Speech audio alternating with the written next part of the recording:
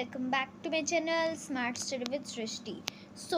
आज हम पढ़ेंगे इंग्लिश ग्रामर का एक नया टॉपिक जिसका नाम है फ्रेजेस।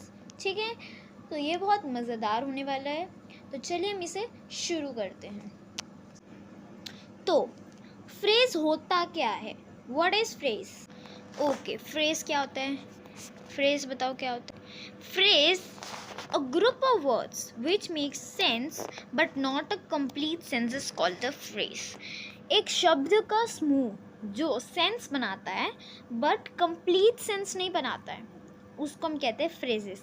जैसे इन द अर्थ में क्या, ये सेंस बना रहा है बट कंप्लीट सेंस नहीं बना रहा है ना। तो इन द अर्थ क्या है अर्थ में, मतलब है क्या अर्थ में। ठीक है, of great beauty on a wall in the corner to my door through thick, मतलब ये सेंस बना रहे बेटी, कंप्लीट सेंस नहीं बना, इसको हम कहते हैं फ्रेज। तो चलिए मूव करते हैं नेक्स्ट चीज़ पे। तो नेक्स्ट चीज़ है हमारी that is types of phrases. अब हम पढ़ेंगे टाइप्स ऑफ फ्रेजेस। तो बहुत सारे टाइप्स होते हैं फ्रेजेस की, तो चलिए हम उसे भी जानते हैं क्या क्या क्या होती हैं। हाँ जी, तो 10 types of phrases, definition and examples. ठीक है, तो फर्स्ट है हमारी नाउन फ्रेज। जो फ्रेज इंक्लूड करती है नाउन को और उसकी मॉडिफायर्स को, उसको हम कहते हैं नाउन फ्रेज। जैसे कि ब्लैक कैट।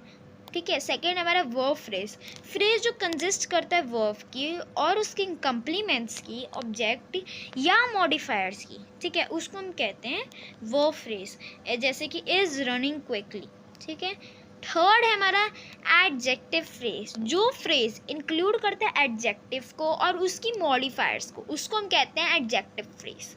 एग्जाम्पल जैसे वेरी टॉल, बहुत बड़ा है ना। Fourth adverb phrase. जो फ्रेज इंक्लूड करती है एडवर्ब को और उसकी मॉडिफायर्स को, उसको हम कहते हैं एडवर्ब फ्रेज। जैसे कि quite slowly. Fifth prepositional phrase. जो फ्रेज इंक्लूड करती है प्रेपोजिशन को और ऑब्जेक्ट को, ठीक है, उसको हम कहते हैं prepositional phrase. Example under the table. तो देखिए अंडर क्या हो गया, हमारी प्रेपोजिशन हो गई है ना। अंडर प्रेपोजिशन में आता है, वो हो गया। टेबल एक चीज़ है, वो एक ऑब्जेक्ट है।